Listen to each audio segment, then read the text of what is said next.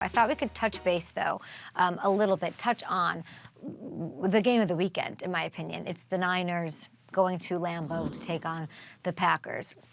Do I wish the Niners were a little more dominant? Do I wish they weren't 5-5 going into this? Kind of, but it does make this very interesting because Green Bay, they're looking for some revenge. They have a heartbreaking playoff loss to this team, but they've got some good steam. They just had a beautiful win over the Bears, all of that. Robert Saleh is the connective tissue, which I find very interesting. Saleh, let's not forget, not only the DC in San Francisco under Shanahan for 4 years, but they've known each other like 2 decades. They were together from the Texans. They know one another.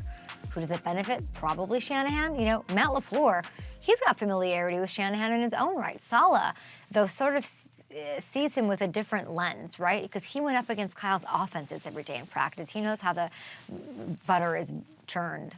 I don't know where that, I've never said that in my entire life.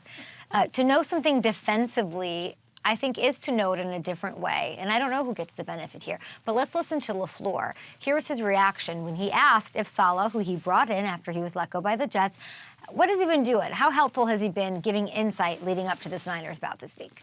He's been helpful. He's doing a great job, too. He always gives us a nugget. I mean, there's plays that come up within discussion that we've been running in games that have been pretty successful.